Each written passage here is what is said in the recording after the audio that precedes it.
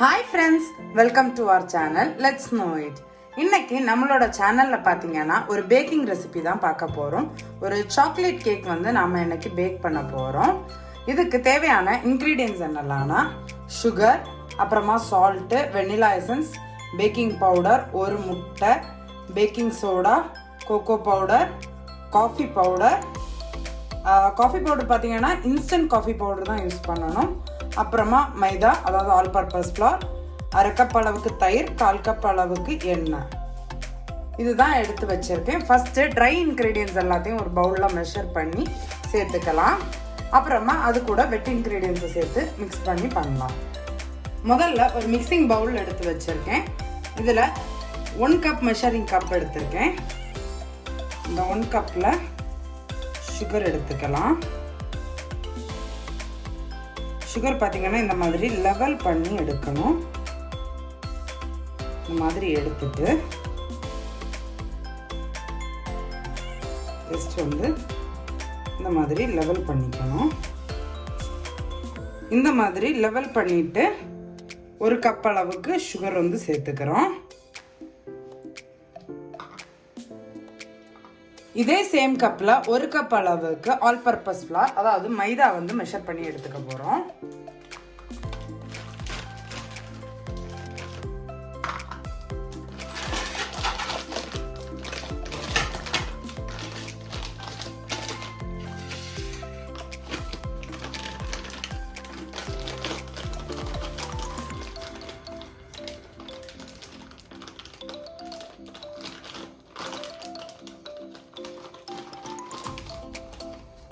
இந்த மாதிரி லெவல் பண்ணிட்டு 1 கப் அளவுக்கு ஆல் பர்பஸ் ஃப்ளார் வந்து சேர்த்துருக்கேன். இது பார்த்தீங்கன்னா 1/4 கப் மெஷரிங் கப் எடுத்திருக்கேன். இதில் பார்த்தீங்கன்னா கோகோ பவுடர் வந்து நாம் வந்து சேர்த்துக்க போகிறோம்.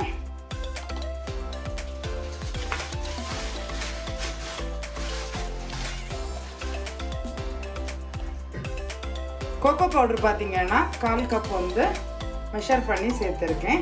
இது கூடவே இது பார்த்தீங்கன்னா 1 டேபிள் ஸ்பூன் மெஷர்மெண்ட். இந்த 1 டேபிள் ஸ்பூன் மெஷர்மெண்ட்டில் 1 2 3 டேபிள் ஸ்பூன் சேர்த்துருக்கேன். அதாவது 1/4 கப்பும் 3 டேபிள் ஸ்பூனுங்கிற அளவில் கோகோ பவுடர் வந்து சேர்த்துருக்கேன்.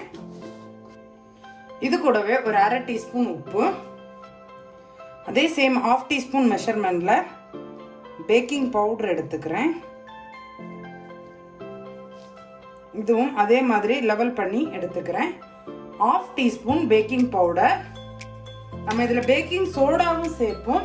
பேக்கிங் சோடா பார்த்தீங்கன்னா 1 டீஸ்பூன் அளவுக்கு சேர்க்கணும். பேக்கிங் பவுடர் 1/2 டீஸ்பூன் போதும்.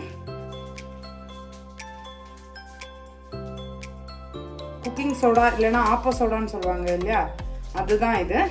இது பார்த்தீங்கன்னா 1 டீஸ்பூன் எடுத்திருக்கேன். இப்போ பார்த்தீங்கன்னா ட்ரை இன்க்ரீடியன்ஸ் எல்லாமே இதில் வந்து சேர்த்துட்டேன். ஸோ தட் அதை வந்து மிக்ஸ் பண்ணிக்கலாம். ஒரு விஸ்க் வச்சுட்டு இந்த ட்ரை இன்க்ரீடியன்ஸ் எல்லாத்தையுமே லம்ஸ் எதுவும் இல்லாத அளவுக்கு நல்லா வந்து மிக்ஸ் பண்ணிக்கலாம்.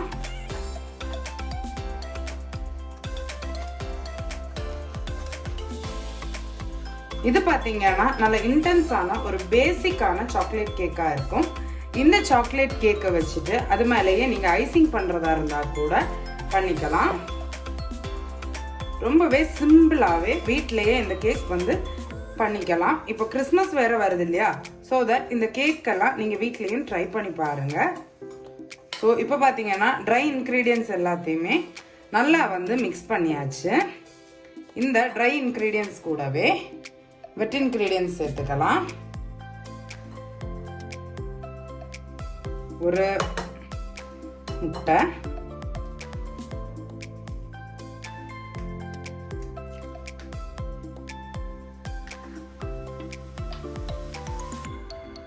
நாம் எடுத்து வச்சிருக்கோம் இல்லையா 1/4 கப் அளவுக்கு ஆயில், அதை சேர்த்துக்கலாம்.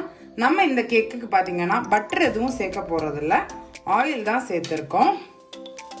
அப்புறமா 1/2 கப் அளவுக்கு தயிர் சேர்த்துருக்கேன்.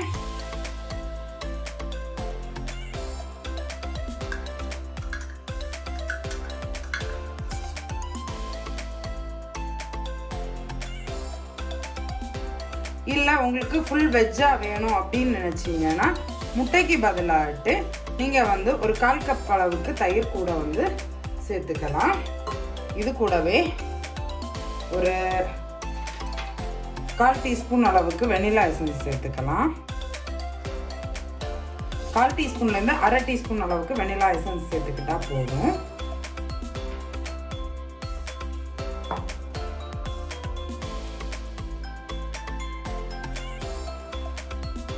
இதை வந்து நல்லா வந்து மிக்ஸ் பண்ணி எடுத்துக்கலாம். இதே டைமில் நாம் வந்து ஒரு காஃபி மிக்ஸ்சர் வந்து ரெடி பண்ணிக்க போகிறோம். இப்போ பார்த்தீங்கன்னா நம்மளோட கேக் மிக்ஸ்சரை ஓரளவுக்கு மிக்ஸ் பண்ணியிருக்கேன். இதை ஓரமாக வச்சுட்டு 1/2 கப் அளவுக்கு தண்ணி வந்து மெஷரிங் கப்பில் மெஷர் பண்ணி சூடு பண்ணி எடுத்திருக்கேன். இந்த 1/2 கப் தண்ணியில் பார்த்தீங்கன்னா 1 டீஸ்பூன் இன்ஸ்டன்ட் காஃபி பவுடர் வந்து சேர்த்துக்கலாம்.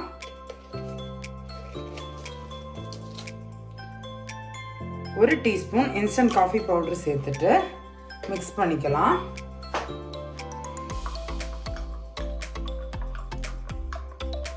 சாக்லேட் கேக்கில் காஃபி மிக்ஸ்சர் நம்ம வந்து சேர்க்கும்போது நல்ல அதனோட டேஸ்ட்டை வந்து நல்லா ஒரு இன்டென்சிவாக கொடுக்கும். அதுக்காகவும் இந்த சாக்லேட்டோட ஒரிஜினல் டேஸ்ட்டை ஆக்டிவேட் பண்ணுறதுக்காகவும் நாம் வந்து இந்த காஃபி மிக்ஸ்சரை வந்து இதில் சேர்த்துக்க போகிறோம். நல்லா சூடாக இருக்கிறப்போவே இந்த காஃபி மிக்ஸ்சரை இதில் சேர்த்து கலந்துக்கணும். காஃபி மிக்ஸ்சர் சூடாக தான் சேர்க்கணும், ஆறி போயிடக்கூடாது. அதில் கவனமாக இருந்துக்கோங்க.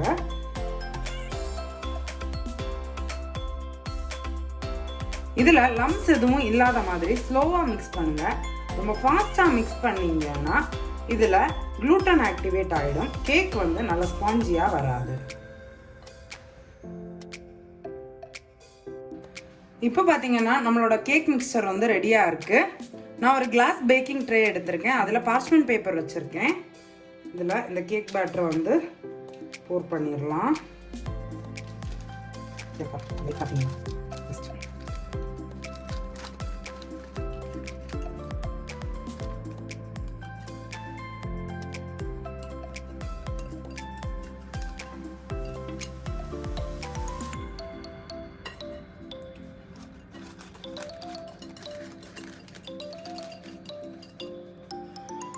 இப்போ பார்த்தீங்கன்னா இதை வந்து ஓவனில் வச்சுட்டு 180 டிகிரியில் ஒரு 30 to 40 மினிட்ஸ் வந்து பேக் பண்ணி எடுத்துக்கலாம். ஆல்ரெடி ஓவனை ப்ரீஹீட் பண்ணி வச்சுட்டு தான் இதை வந்து உள்ளே சேர்க்கணும். அஸ் யூஷுவல் ஓவனில் தூக்கி வைக்கிறதுக்காக ஒரு ஸ்டாண்டை வச்சுட்டு நம்மளோட ட்ரேயை உள்ளே வச்சிடலாம். இப்போ பார்த்தீங்கன்னா கன்வெக்ஷன் மோடில் 180 டிகிரி செல்சியஸில் ஒரு 35 மினிட்ஸுக்கு நான் வைக்க போகிறேன். ஒரு 30 மினிட்ஸ் ஆன உடனேயே செக் பண்ணி பார்த்துக்குவேன். 6 மினிட்ஸ் அவ்வளோதான், ஸ்டார்ட் பண்ணியாச்சு. கேக் பேக் ஆனதுமே உங்களுக்கு காமிக்கிறேன். இப்போ பார்த்தீங்கன்னா டைம் வந்து ஓவர் ஆயிடுச்சு. ஸோ கேக்கை வந்து வெளியில் எடுத்துடலாம். நான் பார்த்தீங்கன்னா ஃபஸ்ட்டு 35 மினிட்ஸ் வச்சுருந்தேன். அது கூடவே ஒரு 10 மினிட்ஸ் கூட வந்து வச்சுருந்தேன். ஸோ நம்மளோட கேக்கை வச்சிடலாம். இப்போ பார்த்தீங்கன்னா ஒரு டூத் பிக் இல்லைனா ஒரு ஸ்கியூவர் எடுத்துகிட்டு இந்த மாதிரி சென்டரில் விட்டுட்டு வெளியே எடுக்கிறப்போ க்ளீனாக வருது பாருங்கள். இந்த மாதிரி க்ளீனாக வரணும். இதுதான் நம்மளோட கேக் வந்து பர்ஃபெக்டாக பேக் ஆகியிருக்குங்கிறதோடைய கரெக்டான கன்சிஸ்டன்சி. இப்போது இந்த கேக் பார்த்தீங்கன்னா கம்ப்ளீட்டாக கூல் டவுன் ஆகிடட்டும். ஒரு கூலிங் ரேக் எடுத்து வச்சுருக்கேன். அது மேலே நம்மளோட கேக்கை வந்து எடுத்து வச்சிடலாம். இந்த மாதிரி நம்மளோட ட்ரேலேருந்து ஈஸியாக ரிமூவ் பண்ணுறதுக்கு நம்ம யூஸ் பண்ணியிருக்க பார்ச்மெண்ட் பேப்பர் வந்து ஹெல்ப்ஃபுல்லாக இருக்கும். நீங்கள் பார்ச்மெண்ட் பேப்பருக்கு பதில் பட்டர் பேப்பர் கூட யூஸ் பண்ணிக்கலாம். இல்லைன்னா டஸ்டிங் பண்ணுற மெத்தட் ஆல்ரெடி நம்மளோட கேக் பேக்கிங் வீடியோஸில் வந்து கொடுத்துருக்கேன். அதாவது இந்த ட்ரே ஃபுல்லாகவுமே வந்து ஒரு லேயர் ஆஃப் பட்டர் வந்து ஸ்ப்ரெட் பண்ணிவிட்டு அது மேலேயே ஆல் பர்பஸ் ஃப்ளார் மைதா அதை வந்து டஸ்ட் பண்ணிட்டீங்கன்னா ஃபுல்லும் ஒரு லேயர் மாதிரி கோட் ஆகிடும். அதுவும் நான் ஸ்டிக்கிங் எஃபெக்டில் தான் உங்களுக்கு கிடைக்கும். ஸோ இது கம்ப்ளீட்டாக கூல் டவுன் ஆகட்டும். அதுக்கப்புறமா உங்களுக்கு ஸ்லைஸ் பண்ணி காமிக்கிறேன். இப்போ பார்த்தீங்கன்னா நம்மளோட கேக் வந்து கம்ப்ளீட்டாக கூல் டவுன் ஆகிடுச்சு. அதை வந்து ஒரு கட்டிங் போர்டுக்கு மாற்றியாச்சு. ஸ்டாண்ட்லேருந்து எடுத்துட்டு பார்ச்மெண்ட் பேப்பரை அப்படியே ரிமூவ் பண்ணிடலாம்.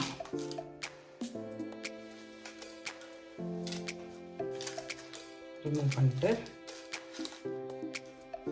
கட் பண்ணிடலாம். நான் இன்னைக்கு இந்த மாதிரி ஸ்கொயர் பீசஸாக கட் பண்ணுறேன்.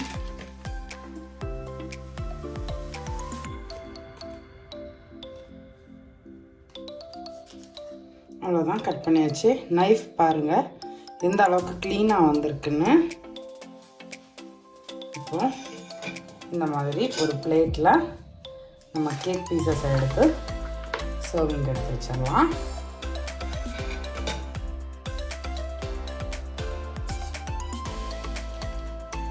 நம்மளோட கேக்கோட பாட்டம் பாருங்கள் க்ளீனாக வந்திருக்கு, எதுவுமே ஒட்டாமல்.